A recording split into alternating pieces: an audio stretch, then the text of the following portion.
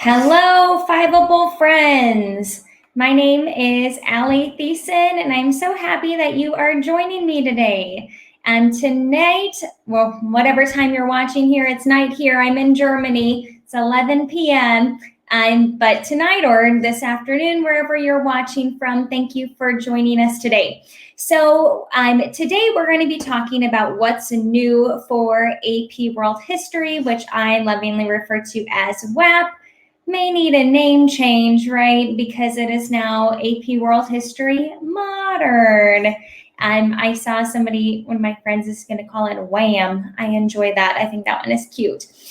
So we are going to today go over what's new for World History AP. And of course, there's quite a few things that are new for this school year. And some of us are still kind of wrapping our brains around what's going on.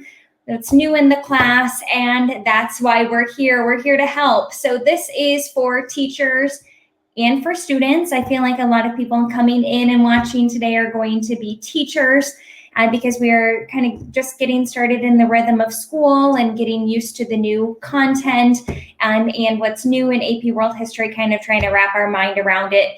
If you are a student, welcome. For you, some of the information about what used to be in AP World History won't be so relevant for you, but it's absolutely great if you're in here joining with us because it is also just going to be a good course overview about the new AP World History Modern class. So teachers and students, all welcome. If you could introduce yourself in comments and let me know where you are joining us from. And it is Tuesday, September 3rd. I am curious if anybody started school today. I know some schools start after Labor Day, which was yesterday. I'm just so curious if somebody in here has just started school today and they're already joining us, ready for the year to start and joining us with Fiveable. My name is Allie Thiessen. I'm originally from Omaha, Nebraska. I taught AP World History for the last 6 years. I have been teaching for 8 years. I'm in Bellevue, Nebraska, just outside of Omaha, Nebraska. But like I said, I'm currently in Germany. I'm civilian, not military. I'm living in a town called Ulm. And so we're on kind of a different schedule over here. And I'm so happy to be connecting with people from all over the world with Fiveable. And so today, lots of changes we're going to be discussing. Some of us are probably, beating ourselves up over all of them. But just remember that it is a new class, but it's still technically the old class. And so we just have to remember as teachers that we are doing what we think is best for our students. And students, we want you guys to know that your teachers are doing what they think is best as well.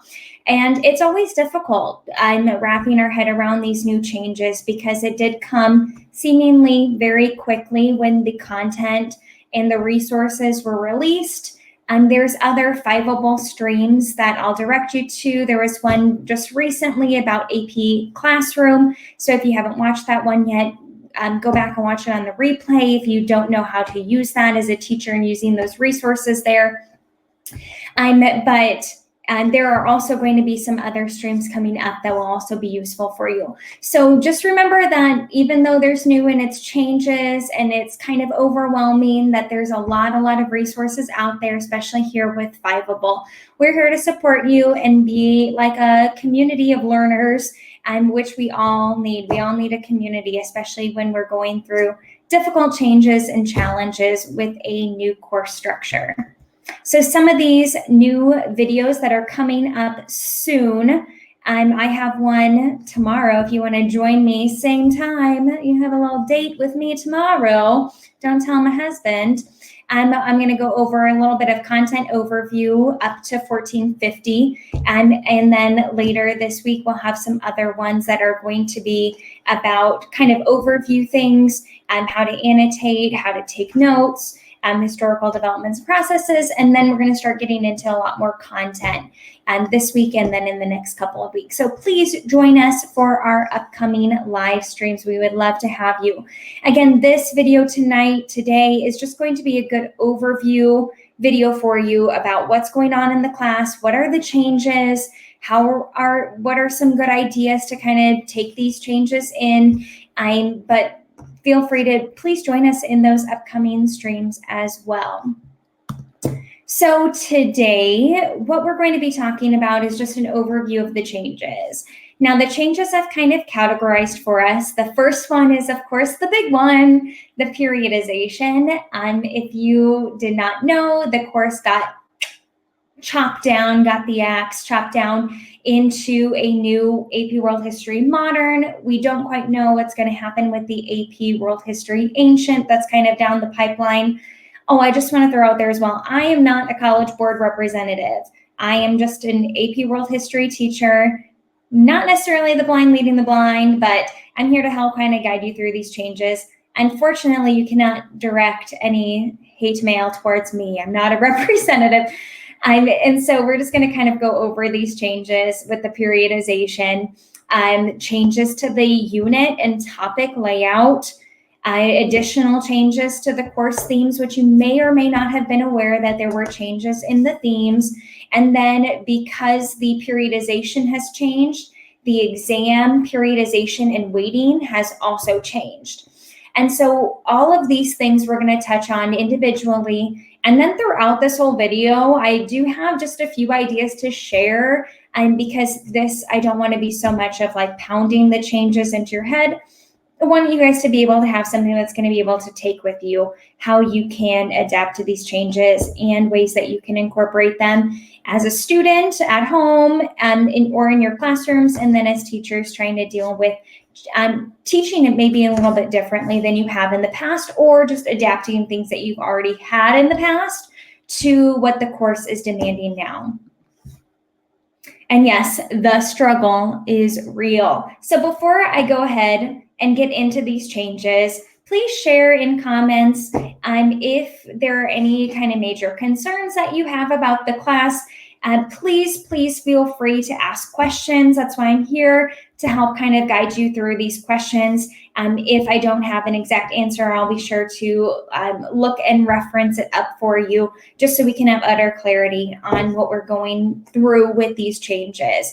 And so please feel free to ask away in the comments, ask any questions that you have at any time during the live stream. So anytime you have any questions, please feel free to go ahead and ask them. So that's a little bit about what we're going to be doing. So let's hop into these changes. Now, first thing first, I'm just going to explain what these changes are briefly, and then we'll go into them more in detail during the video. So the first most obvious change is our change to our periodization for AP World History. We went from the entirety of the world history from foundations to today, and we have cut it down more than half into what is now going to be 1200 to today. And so that's our first big change, is with periodization. Now with the periodization change, because we've cut it down so much from just now to 1200 to today, how the class is organized and structured into time periods also changed. And so we went from 6 time periods that were really just chronologically based to just 4 time periods in history. And they're going to be divided up a little bit differently. And that's going to be a huge challenge for a lot of people, is just the terminology and the verbiage of what College Board is using now, and how they're organizing and structuring the class may be different than what we've been using in the past. And so kind of trying to, connect what we have been doing in the terms we've been using to the new ones, it's a little bit of a challenge. That in mind, because we've cut down our periods, they've also changed how they're divided up. So previously we had what we called the key concepts. So each time period of the 6 time periods had a list of key concepts, things that students are supposed to know within that unit, that we had to make sure as teachers we were teaching, and students, you had to know because that's what was going to be assessed on the AP history test. So now that we are down to 4 periods, what they've done is they've subdivided the periods into 9 different units. So it's not just one clear cut, these are all the key concepts for period 1. Now the new period 1 has 2 units within it. And then within those units, they have topics. And in some of the units, there's 10 topics. And in one of the units is really dinky. There's only 4 topics. And so again, that's just kind of a change in how we have to think about how we organize our class, and using the terms and equating them to what we used to know. And again, students, you won't know any different. And so that's kind of a good thing for you, unless you had an older sibling or somebody who's helping you out who took it previously. And then you're like, oh, don't need those things. Another change that people may not know a ton about is the additional theme in our course themes. So previously we had 5 themes that were kind of like our subcategories for learning about history. And so now they've added an additional 6th theme. So there's 6 themes now, and I'll kind of go over a little bit later about what that 6th theme is and how to address the theme. Also, with this course themes, they did kind of change the wording of them. It's not going to be a huge difference for you and how you're using it, but there is a slight change in how they phrased the themes. And then finally, the exam periodization. Because we're down to just 4 periods of AP World History Modern from the 6, the course weighting is different. So before it was really nice and easy. I thought how the periodization was easy was because we knew that period 1 and 2 together were 20%, and then 3, 4, 5, 6 were all 20% to make 100. And now it's each of the units that are going to be a different percentage on the test. And then on the questions, if you remember last year how we had on the AP test, the short answers, we knew which ones would be from what time period. And then same thing for the long essay question, we knew what time periods those choices were going to come from. And so because we have new time periods, obviously those are going to be some changes in the exam as well, and reflecting those changes. So those are kind of the overview. If you need to take like a little picture of this screen, I think that would be a great thing. It's just kind of keep in your back pocket. These are the 4 ways we're going to discuss today. So let's get to the big one, periodization. Now, previously, we had 10,000 years of world history from foundations to today. And so a lot of teachers started the year with Neolithic Revolution, humans organizing into civilizations. And that was a really easy place to start, because we could start history with, people's history and written history and culture and societies. And now we're kind of jump in somewhere in the middle. So because we had so much history, we organized it previously into 6 periods of history. And those 6 periods were, some of them were huge because they had just a lot of history within those time periods. And a lot of teachers had some great ways to organize those periods. I know what I used was some handy dandy. I had these anchor charts that had acronyms for each of them, like GERMS was one of them to remember the periodization. And so those things we're just going to have to, as teachers, kind of rework a little bit.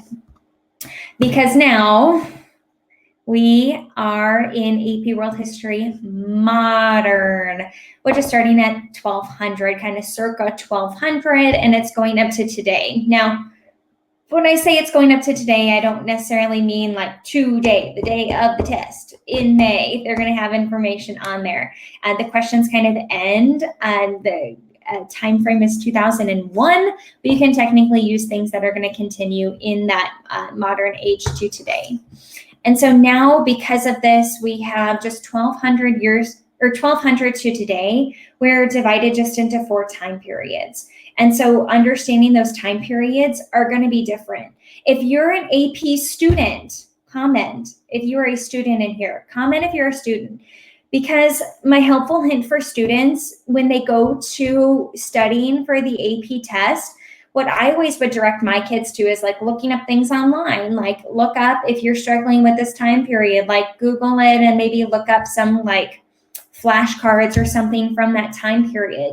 Don't do all the work yourself. Well, this is going to be difficult if you're a student and it comes AP test time and you start Google searching, period one flashcards. And so if you're looking at period one flashcards and they're from last year's period one, it's not going to be something that is going to be super helpful for you this year. And so just keep that in mind when it comes to going back and trying to look up information and using the periods. It's going to be a little bit difficult because some of the stuff is not going to be directly equal. So looking at period one stuff now isn't the same as period one used to be. And so, yeah, a lot of resources are updating, but it takes time because we're all kind of dealing with these changes that did happen over the summer, which everybody loves when the changes happen over the summer. And thank you, Dylan. Yep, we got tons of great resources out there. Fiveable is another one, of course, to use. And we're going to help you kind of go through all of these changes as well. But just a word of caution, if you're a Googler, when you go to Google to study, just be careful that you're looking up the information for today's periods. And with these changes to our periodization, we have our 4 time periods that aren't necessarily called by the time periods anymore. We used to have such focus on time period. And so now it's more about the units, which I'm going to get to in a little bit. What I'm looking at, if you can see in my little screen over here, AP College Board sent out this kind of your course at a glance. And I'm such a nerd. Look, you see what I did? I taped it up on my wall in my office. Maybe if you're a student, maybe your teachers have that. Or if you're a teacher, did you hang this up too? I keep having to reference it because I keep mixing up the terms in my head. So I'm so used to talking about periods in my class. I'm always like, okay, we're on period 4 and we're going to take a period 4 summative test and a period 4 DBQ. And now I have to kind of get that out of my mindset a little bit because it's less about period and more about units. So let's just kind of explain what the new periods are, and then I'll get into the units and how they're divided. You may call these by totally different names. So period 1 is where we're starting off circa 1200 to 1450. This is the first time period for the new class that's going to be tested. But as I'm going to explain here in a little bit, I'm going to talk a little bit about period 0, which sounds so cool. And period 1, post-classical, you may call it by like Middle Ages or medieval time period. But period 1 is 1200 to 1450. And so this is also not a normal division from last year. Last year, this time period, I believe, went 600 CE to 1450 CE. And so now we're kind of plopping in 1200 so that we can start a little bit early with like the Mongols to include them in there.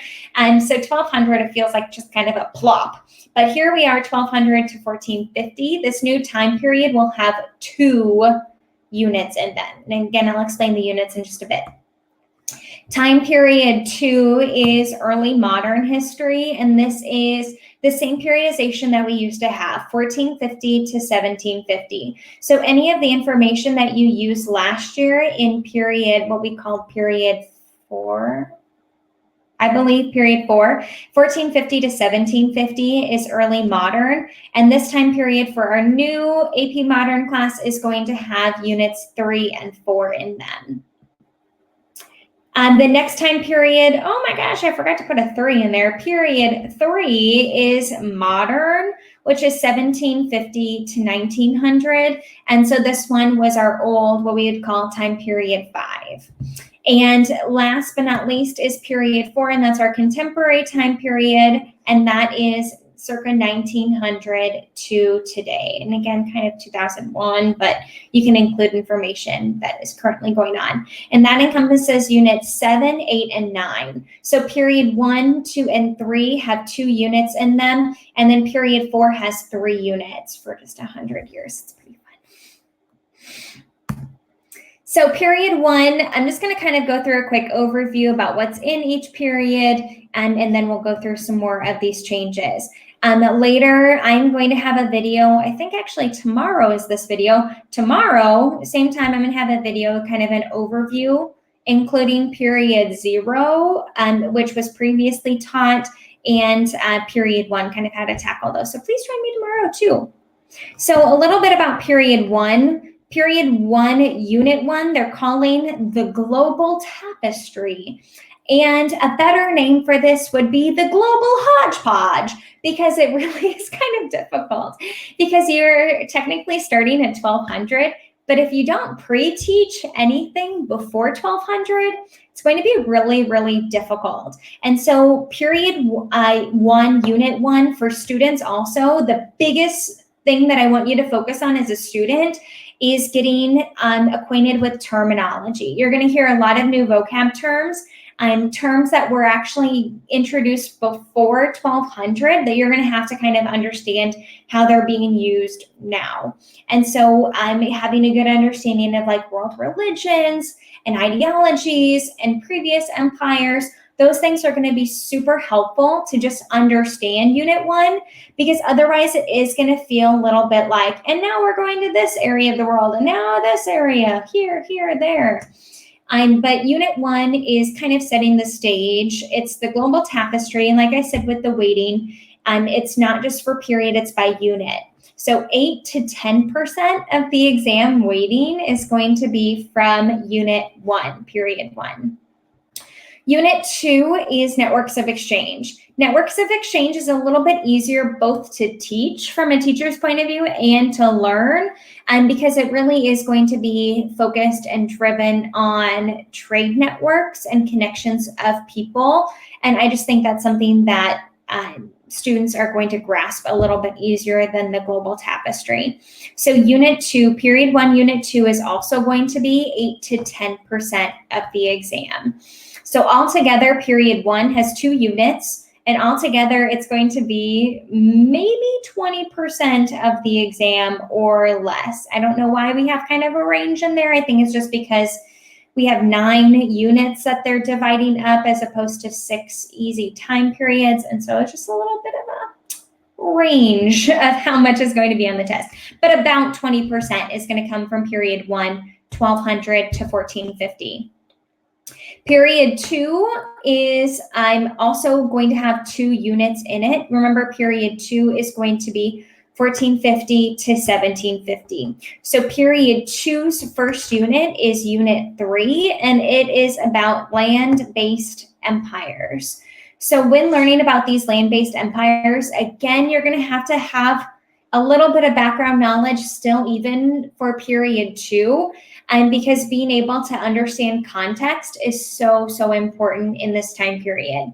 So unit 3 on land-based empires is going to be between 12 and 15% of the exam. So as you can see, period 2 is going to be weighted more than period 1. And then their second period 2 unit is unit 4 on transoceanic interconnections. So kind of like period 1, second unit was about networks of exchange. Unit 4 is divided by these transoceanic interconnections. So exploration and trade and connections overseas. And this also is going to be another 12 to 15% of the exam weighting. So it could be 30% of the exam in period 2. So as you can tell, they're putting more emphasis on period 2 than they are on period 1. And that's also going to be reflected a little bit in the exam changes, which I'll get to at the end. Period 3 is now 1750 to 1900. Period 3 also has 2 units in it. The first unit is unit 5 on revolutions. Also 12 to 15% of the exam weighting. And then unit 6 is about consequences of industrialization, which is 12 to 15%. I personally, from a teacher perspective, think that period 3 is going to be a little bit of a challenge to organize from the teacher point of view, because it's important as students that students understand that this is all going on at the same time period. And my fear is by like kind of chopping it up in this way and doing like political revolutions and then just focusing on industrialization, social economic changes, I'm worried that students are going to forget that these are going on at the same time. And so as a teacher, I would just be really cognizant of understanding that this is all within the same time period so that students don't kind of delineate them too much. Next is our last period, which is period 4. Period 4 is now our last time period, which is 1900 to today. And period 4 has 3 units. So it's only 100 years of history, but it's got 3 units in it. And so obviously this one is going to be the most profound for students and for teachers. And so it's really important as a teacher not to rush this at the end. Now we technically have more time to teach on the years of history since our years have cut down, but we got to make sure that we don't just cram period 4 in at the end because it is such an important part of the AP test. So unit 7 is on global conflict, 8 to 10% of the exam weighting. Unit 8, Cold War and decolonization, another 8 to 10%. And then Unit 9 is globalization, which is a final 8 to 10%. If you try to go back and add these up on the maximum, it's not going to add to 100. I sat down, I was like, how are we getting to 100% of the exam? But, you know, I guess we'll kind of wait and see a little bit on the test how this is going to play out in the multiple choices. And just, I know that period 1 obviously is going to be the least impactful, period 3, period 4, most impactful, including period 2. But having that good foundation is so, so important. So let's talk about some ideas. In comments, teachers, students, also, if you have any ideas to contribute, please help us out. We are a community of lifelong learners just trying to survive at this point for AP World Modern. So my first idea is something that's a little bit controversial, and that's about teaching things that aren't in the class. And that's kind of a funny way to say it. Now we're going to teach things that aren't tested on. But as historians, we can't just plop ourselves into history and just see where it is. Where are we in history? What are we learning about? We know that history is fluid and that these periods and units are completely man-made. Some human has decided this is how we're going to divide up history and this is how we're going to teach it. And it is helpful, of course, in course planning and for organizing lesson plans and unit plans. But it's also important to really emphasize that history is not so linear like this, that we just can't jump into 1200 and know what's happening in the world. And so I personally think it's important to pre-teach as much as possible into this kind of period 0. And you don't have to go so in depth with everything, but I do think it's important for students to understand where we've come from, to understand where we're going. So if you are a teacher, in comments, let me know if you are teaching period 0, if you're going to teach things that are pre-1200. This also, I think, has to do with kind of timing of your classes. If any of you people are going to be teaching as a semester, oh, bless your hearts. And you probably won't have as much time to pre-teach. But for me in Nebraska, we start school like the second week of August. So we have a lot more time that I can spend to pre-teach the foundations. And some people are teaching essentially the same content that they used to teach and are just emphasizing the modern time periods more, which is absolutely fine. Now with the units and how the units are divided, it's not so much chronological. It's kind of more by theme, which makes it a little bit difficult because like I was talking about in that new period 2 about it has like revolutions and then industrial revolution. And it's really hard to kind of delineate history in that way by the units. And so if you don't want to necessarily teach with the units, you don't really have to. You can still teach chronologically by period and just make sure you're hitting everything that's in the units.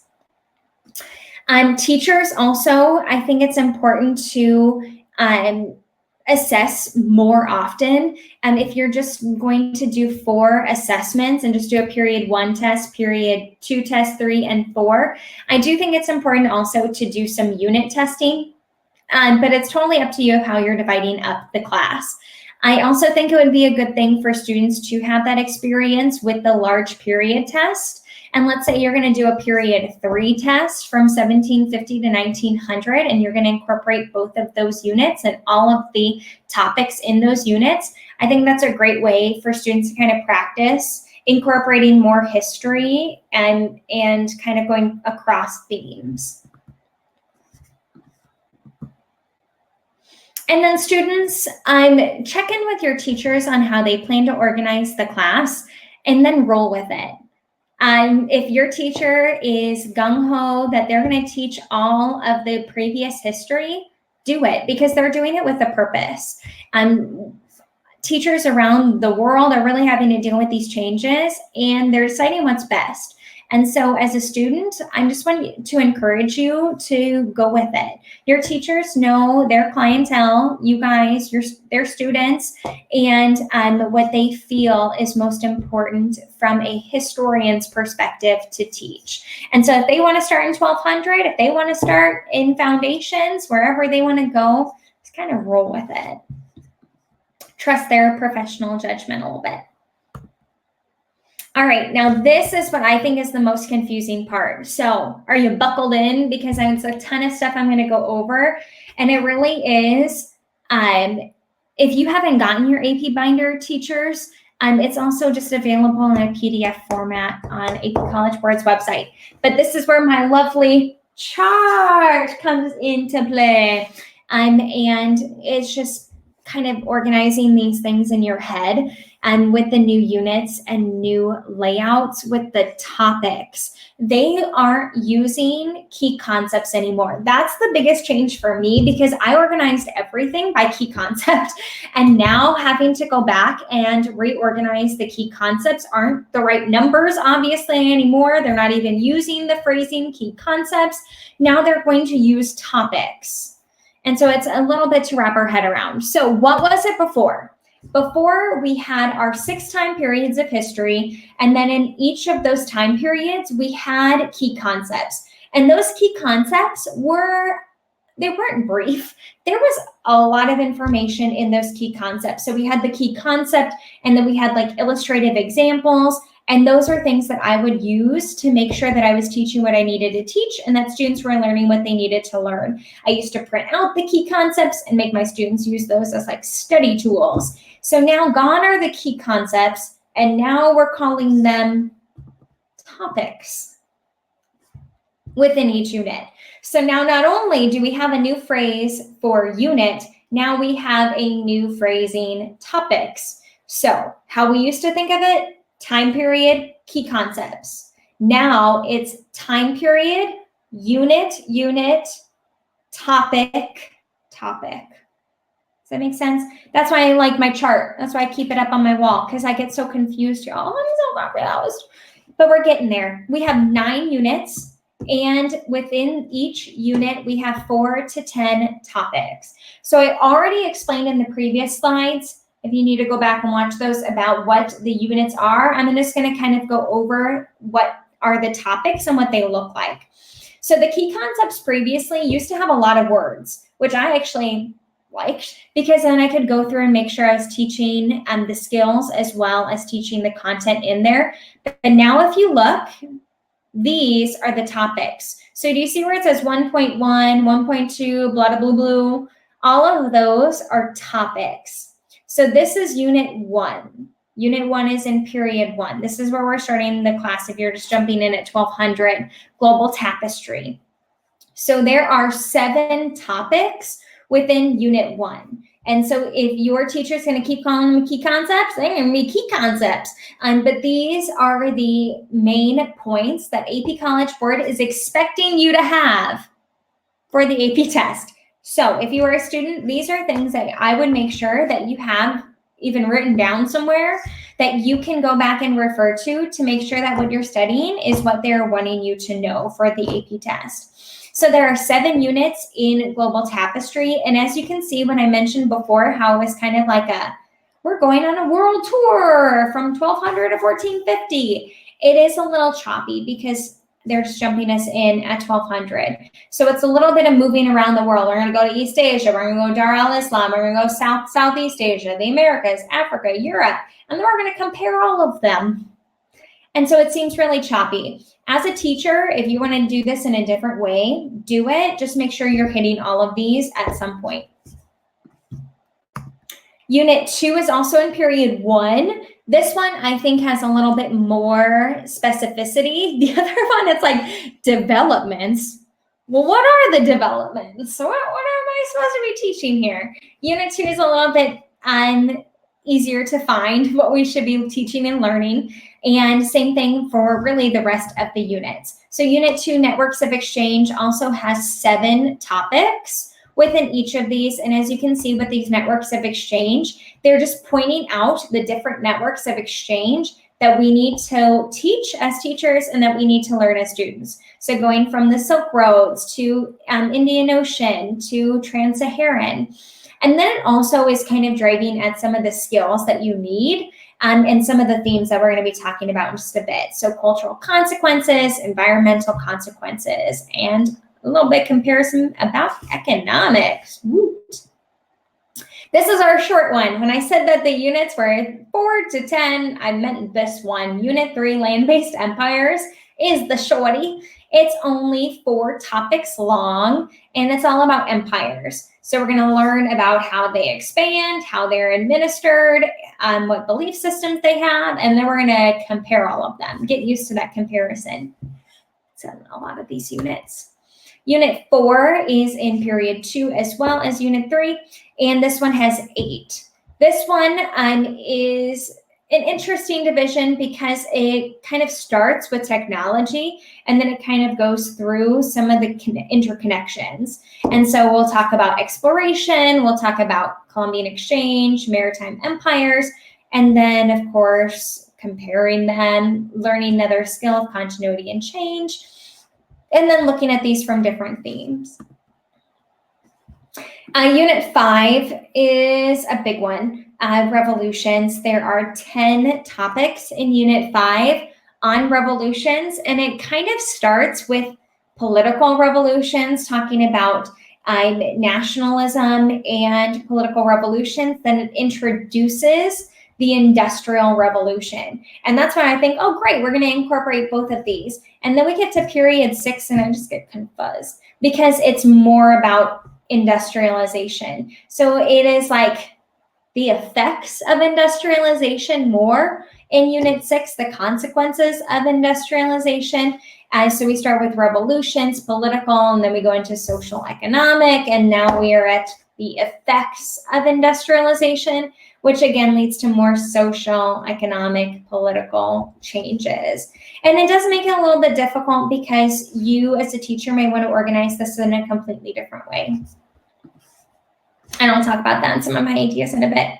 Our last 3, 7, 8, 9 are all period 4, 1900 to today. So Unit 7 is global conflict, and this is obviously about World War I and World War II in this one. And so World War I and World War II, I think, is something that my students always struggle. They confuse in their head. My husband's a scientist. He has a PhD in biomedical sciences. I always joke around and ask him, hey, who did the U.S. fight in World War I? He has no idea. He gets confused with World War II. And so combining this into a unit, if I was teaching this, I would kind of subdivide it, maybe do some quizzes, separating them so that students can get them clear in their head since it's combined into one unit. Unit 8 is Cold War and decolonization. So post-World War II, up until about 1989 or so, I guess we're going to go up to. And then this is Cold War decolonization. As you can see, it kind of splits it, the Cold War, a little bit, kind of starts with what is the Cold War, the effects of the Cold War, then it goes to decolonization, then it ends the Cold War. And so you may want to reorganize it a little bit for you or your students if that's something that you think is important to do. And finally, our last unit is Unit 9 on globalization. This is 1900 to today. And so some of these things are going to be during the Cold War. Some of these are going to be during even World War I and II, and then combining them and pushing them all the way to today. And so Unit 9 is going to be kind of rounding out history and modern age and what's going on even into current era. And so this one also I feel like is a little bit choppier. You're going to be kind of jumping around, looking at technology, looking at the economy, looking about political change, and then trying to connect backwards a little bit. So those are our new topics. You may still want to call them key concepts. If you want to, go for them, but it's not on my chart. They're calling them topics now in the units. So what are some ideas? You don't need to teach in the exact order. Just because College Board gives it to you in a chart doesn't mean you have to follow it to a T. You can, as a teacher, adapt and change. The other big issue I know I have is my textbook doesn't allow this. This isn't how my textbook is organized. My textbook is organized in a completely different format. And so if you are using your textbook or you're using a supplementary textbook, you may want to organize it in the way that mirrors the textbook, but don't forget about what these are doing. Don't forget to kind of go back and use it as kind of a check mark. Did I teach these things? And as a student, did I learn these things? If I didn't, I need to go back and reteach or relearn those things. If you are completely lost, College Board has a pacing guide in the binder in the course description. And then this chart also has a pacing guide on it. It says there's progress checks, and then it'll tell you in the binder how many lessons to do with each unit. And so if you are completely lost, you can go through and try the pacing guide. See if you like it. If you don't do it next year. And if you do, keep rolling with it. And we're just kind of trying new things, and don't be afraid to try new things. The other thing I want to point out, which I used to love in the old key concepts, is the illustrative examples were very easy to just kind of pick out. It's like, okay, what are the terms my students should know? What are the empires they should know? And you can rely a little bit on the topics and the wording of the topics, but the illustrative examples are going to be really important because you don't want to forget something that could be on the test. In the binder or the course exam description, if you find it online, it's in the margins. So you kind of have to look for it in each unit, saying illustrative examples in the margins will be a little italicized. Don't forget to look back and use those to make sure that you're teaching everything that is going to be covered. All right, very briefly, let's go over the course themes. Sometime next week, I think next week, I'm going to have a completely separate lesson about teaching AP World History thematically. So check in with me next week and watch that video as well. But just an overview about the changes with the themes. So before we had 5 themes of history, and they were pretty easily divided, like social, economic, and now we have 6 themes. So they added one, and not only did they add one, they changed a little bit of the phrasing of the themes. So if you have anchor charts or something like that had the old wording, they're still going to be fine. We just are going to tack on a little bit extra up in there with the additional theme. And the additional theme is technology and innovation. So if you're teachers out there, how did you tackle that before? Because technology and innovation, I kind of put in with cultural and artistic changes is where I kind of had it. And so now it's a completely separate theme. Technology and innovation, we need to make sure that we're driving that theme home as well. So our new themes, theme 1 is humans and the environment. This is about how people interact with their environment and how their environment impacts them. Theme 2 is cultural developments and interactions. Theme 3 is governance, which I always just call political, but governance is fun too. Theme 4 is economic systems. Theme 5 is social interactions and organizations. And theme 6 is the new one, technology and innovation. So I'm just going to briefly touch on each of these themes and mostly just looking at how the rewording is. If that changes anything for you, it really shouldn't change too much, but theme 6 is going to be the important one. And again, check back next week. I'll have a whole separate video about teaching with the themes and learning the themes. So the first theme is humans and the environment. So we're looking at how the environment shapes how people live in those areas. And then what I think College Board likes to focus on more is how humans have changed their environments. And so this is something that we've seen all throughout history. It doesn't need advanced technology to change your environment. Population growth changes environments. And so looking at humans and the environment is one theme that I think students and teachers kind of forget about. So make sure we're teaching this. Make sure that we're learning this and thinking thematically. Theme 2 is cultural developments and interactions. So this one, cultural developments, is kind of like how societies develop and create ideas and beliefs and religions, and then how those ideas, beliefs, and religions impact or influence the society from whence they came.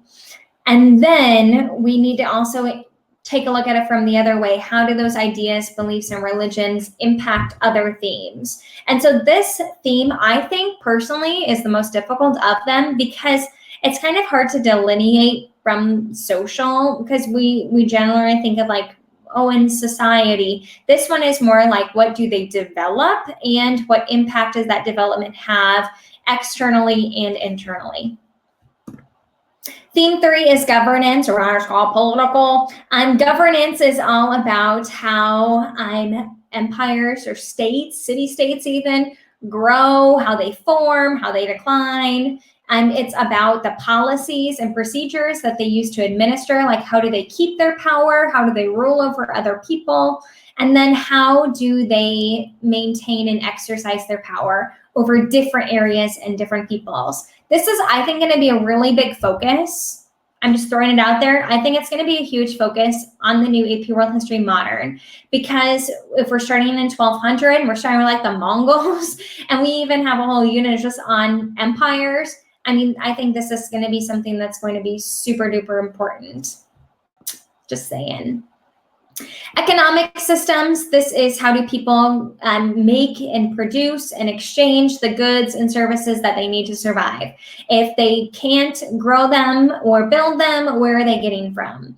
And how does the economy impact the society? And so if the economy is based on one particular thing, how does that influence how people live and interact with each other? Theme 5 is social interactions and organizations. Like I said before, this one is easy to confuse with the cultural developments because they sound so similar. But social interactions and organizations, we're really looking at like social stratification, social hierarchy, like who's at the top of society, who's in the middle, who's at the bottom, and how do they get in those places? How or what kinds of social norms influence and distinguish each social group? And how each of those social groups influences politics, the economy, and culture, how politics, economy, and culture also impact those social groups. So kind of the inter-exchange between those. Finally, here we are, the big one, the last one, the new one, Theme 6, technology and innovation. This one I personally would always just kind of lump in with like cultural developments, because I would just think of them as like how societies created things. But here we're delineating in a separate topic. And I do think it is important, especially if we're just starting at 1200. And there's a lot of technology and a lot of innovations that have shaped human societies and have led to the changes in the modern era. And so because our focus is 1200 to today, I do understand that adding this theme and separating it is important. I get it. Just another thing to remember we have though. So we want to make sure that we are learning and studying the technological advances that have shaped human society. So learning from 1200, we can even go back a little bit, the different technologies that came from different areas, and then how those technologies impacted human development and interactions. And then of course, the big one that we're going to be focusing on our last unit 9, with globalization, we're talking about consequences of advances in technology, also a big one for the world wars. And so by separating this theme, I do think it's important, and it will also, I think, help students a little bit to separate and delineate this theme from the other social and cultural developments. So how are we going to tackle these new themes? you want to incorporate your themes throughout the entire course. On the handy dandy chart, they have it kind of listed which themes are in each. You can make sure that you're hitting those in the different topics, or just throughout the course, make sure that you are emphasizing the themes and that students are also emphasizing the themes by practicing identifying which theme is in that topic and unit. This is something you can do kind of early on in the school year, where you can, hand out the first unit and have the students work together and try to pick out, well, okay, here's our global tapestry. What do we think this is going, what kind of themes do we think we're going to find in here? What do we think they are? And so kind of identifying themes and using the terms with the themes, I think, is a good practice for students. And then I also think, as a teacher and as a student, to incorporate some graphic organizers to help differentiate the themes. One of the biggest struggles that I know my students do is they will get a question like an LEQ, and if it says political, they're going to be talking about social just because they forget that term. They don't really know exactly what it means by that, and so they just kind of go off in la la land talking about whatever that they want to, whatever they know. And so practicing the terms of the themes and kind of differentiating the themes within the units, I think, is an easy way to incorporate the themes more. And I'll have more ideas if you join me next week. Last but not least, you have survived already 50 minutes about the changes to AP World History. Good on you. Whew. Now that we've talked about all of the changes of our periodization, our new periods, our new units, our new topics, our new theme, how is this reflected in the AP exam? And so this is something that is kind of hidden, honestly. It's kind of hidden. I kind of looked this up and kind of had to dig through a little bit. So I've saved you a little bit. Now you don't have to dig and look it up like I did. So our old periodization of the exam, we had 6 time periods. And then on the exam, to make it easier for everyone, is they said that on the short answers, we're only going to have it from these time periods. On the LAQ, it's going to be this time period, this time period, and this time period. And so we used to have the old 6 periods reflected in the exam questions and mirrored that way. Well, guess what? We have new periods, we have new units, we have new topics. So how is that going to be reflected in the exam? Well, now our new 4 periods are going to be incorporated into the new exam content in the free response section. Go back a few slides and check back to where I went through the overview of the periods and what percent is on the exam weighting. So all those percentages of the exam weighting, where it was like 8 to 10 or 12 to 15%. That's how it's reflected like in the multiple choice questions. And there's the good thing, you may think it's a good thing, there's no major changes to the exam layout. We still have multiple choice, we still have short answer, we still have long essay questions, we still have DBQs. Now that we have new content and new periods, that also has to reflect in what's going to be on the test and what types of questions. So this is going to be your handy dandy guide for what are the periods in where on the multiple choice. So if you don't know, helpful overview, 55 stimulus-based questions in 55 minutes. The multiple choice section of the exam is 40% of the whole exam. And so it reflects those exam weightings that I had in the previous slides. So where it said unit 1 was 8 to 10%, and unit 2 was 8 to 10%, unit 3, 12 to 15, unit 4, 12 to 15, unit 5, 12 to 15, unit 6, 12 to 15, unit 7, 8, and 9 are 8 to 10. Oh, I did that from memory. Are you guys proud of me? You should be proud of me. That's how it's going to be reflected in the multiple choice questions. Here's where it gets the complicated thing. Teachers, you can tell your students about this or not. I always tell my kids about it because I want them to understand the time periods that are more tested on than others. If we can't cheat the system, we gotta rig it somehow, right? So with these short answer questions, we have 3 short answer questions that we're going to answer in 40 minutes. It's worth 20% of the exam. So question 1 is the required question. It has a secondary source stimulus. This one is going to be anywhere 1200 2001. So that's no help at all. So it could be from anything in the new AP World History Modern class. Cool. Question 2 also required. It will have a primary source stimulus, also from any period in our new class. Great, narrowed it down for you. Thankfully, we get a choice for our third question. We get to choose between question 3 or question 4. Neither one has a stimulus, so they're straight up questions. Question 3 will be from 1200 to 1750. And then question 4 will be something 1750 to 2001. So questions 1 and 2 on the short answer could be from anywhere, the entirety of the class. Question 3, we know it's going to be 1200 to 1750, and question 4 is going to be 1750 to 2001. So wherever you feel more confident in learning, that's where you're going to go back and pick from. So that is reflected with the changes. So the question layout is the same, but again, the time periods are different from what was previously tested.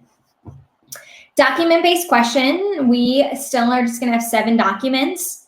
We still have 60 minutes, including a 15-minute reading period, and it's worth 25% of the exam. This also is a change because it's not 1200 to 2001. It's not going to be from anywhere in the time period for the class. The DBQ is now just going to be from 1450 to 2001. So yay, they shaved off 250 years out of the content for the DBQ. So it's going to be something from 1450 to 2001. And finally, the long essay question. I think this is the most important of where the changes happened. The format is the same. We have 3 questions that we select 1 to answer in 40 minutes. We just won't write 1 essay, but we pick from 3 questions. This is worth 15% of the exam. This is where the big changes are coming with the time periods. So question 1 is going to be coming from 1200 to 1750. Question 2 will be 1450 to 1900. And question 3 will be 1750 to 1900. So again, it's pretty vague in there. We know that it could be one of the questions is going to be earlier time period. One of the questions going to be kind of the middle time period. And one of the questions is going to kind of go from the late modern to today. So we kind of have a range. It used to be a little bit easier to say this from this period, or this period. So there is quite a bit of a range. As you guys can see, if you learned 1450 to 1750, it's a good time period to learn for the LEQ, because chances are it's going to have something from 1450 to 1750 just because where those time periods are landing. And so in how you're studying, you want to make sure that you're strong in all areas of history, obviously, but if you had to focus, really kind of focus on that 1450 to 2001. I hate saying that, but that's one way to kind of organize your studying. So let's go over a little bit of ideas. We know what the format and the periodization, the format is the same. The weighting of each exam part is the same. Do a lot of multiple choice practice. This is something that students hate doing because the multiple choice that you want to practice isn't going to be the multiple choice that's on the test. You're not just going to have like, in what year did World War I begin? See. You're going to have to do stimulus-based practice. And so working with documents is so important in all areas, but also working with documents for multiple choice is really, really good practice. So work with those stimulus-based questions. In terms of weighting, the DBQ is the next most important. So if we're kind of focusing on what we need to study, we need to do a lot of practice with documents, working with them for multiple choice, as well as working with them in the DBQ format. Practice writing a lot in all areas. Practice writing in timed essays, and getting as much practice as you can, kind of putting your thoughts into words. And finally, just a little plug in here, get to know your rubrics. The rubric language is the same from last year. That's another question I've been getting. The rubric is the same from last year. Even though our time periods are going to be different, there's still like contextualization on there and drawing from previous time periods. And so having a really global understanding of history is super duper important, and practicing with your rubric so that you know what's expected of you and how the readers are going to grade at the AP reading. Finally, we made it to the end. Raise your hand if you're really scared and overwhelmed by the changes. I feel this way too. It's really hard getting a class and I'm just kind of jumping into something that's a little bit of the unknown. So try not to get overwhelmed by the changes. Kind of take things in stride as much as you can. If you're a student and you've never had AP World History before, just roll with it. Trust that your teachers know what's going on. If they don't know what's going on, direct them to Fiveable and I will help them out. But trust your teachers as professionals that they're going to teach what they think is important and what that you should know is important. So kind of take it in stride. Don't say, well, what if, in previous years they did this? We all kind of have to take it with a little bit of a clean, fresh slate. Teachers, don't overwhelm yourself. If this first year you want to kind of use the previous language that you've had, go for it. If you want to organize it in the way you've had it, do it. Do what you think is best. There's so much change that it really can overwhelm you and can kind of defeat you. And we don't want that for teachers. I don't want that for my fellow teachers. I trust all my teacher peers to do what they think is best. Remember, as a teacher, you know your clientele, you know your students, and you know what they need most important. And don't get too overwhelmed by the changes and kind of lose, the forest for the trees. And this is still a great class with a global focus. And if you continue to drive this global focus for your students, they're going to still get a lot out of the class. So don't overwhelm yourself. Do things one thing at a time. Try to incorporate some changes as much as you can, but do what you think is best and really trust your teacher instincts. All right, guys, if you have any questions, please holla at your girl in comments.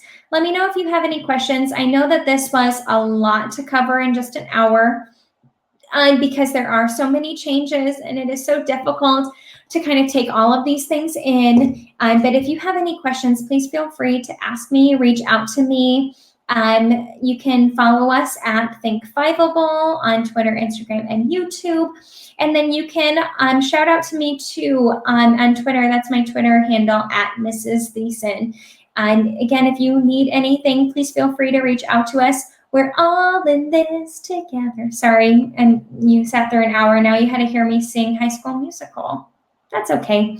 I hope you guys have a great start to your school year if you just started. I hope that you're not super overwhelmed by these changes.